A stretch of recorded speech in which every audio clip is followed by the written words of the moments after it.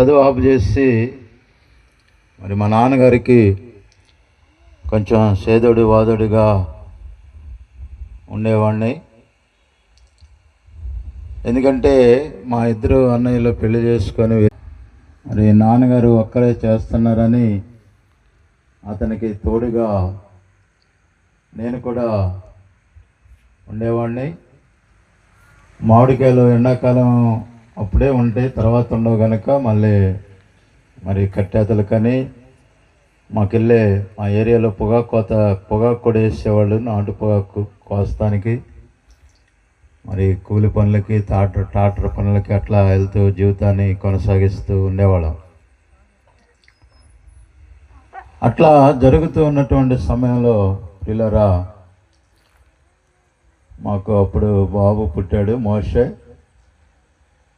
అట్లా జీవితాన్ని కొనసాగిస్తున్నాం. మా బాబు పుట్టిన 6 నెలలకి మా నాన్నగారు చనిపోయారు, పక్షవాతం వచ్చి. తర్వాత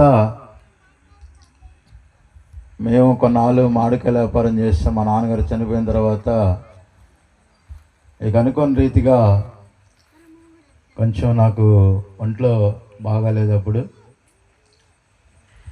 బాగోపోయేసరికి ఇంకా ఈ వ్యాపారం కూలి పనులకు వెళ్తూ అంతా ఆగిపోయింది. ఇక కొంచెం మందు తాగేవాడిని, సిగరెట్లు తాగేవాడిని, సినిమాలకు వెళ్ళేవాడిని.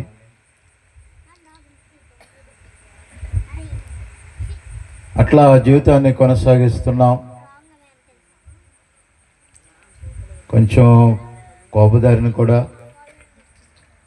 మాట అంటే ఒప్పుకుని కాదు. అలా జీవితాన్ని కొనసాగిస్తున్నటువంటి సమయంలో ఒక భయంకరమైనటువంటి శోధన ఆవరించింది. ఆ రోజు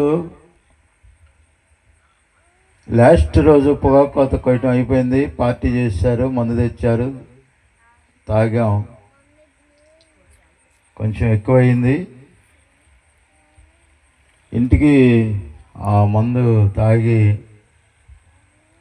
ఆ కోనేరు మీదుగా వస్తూ అనుకోని రీతిగా అక్కడ ఒక మర్రి చెట్టు ఉంది.